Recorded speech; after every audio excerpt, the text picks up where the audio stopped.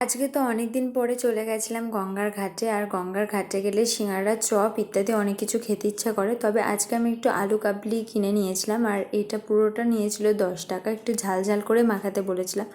আলু কাবলিটা খেতে খুব সুন্দর ছিল।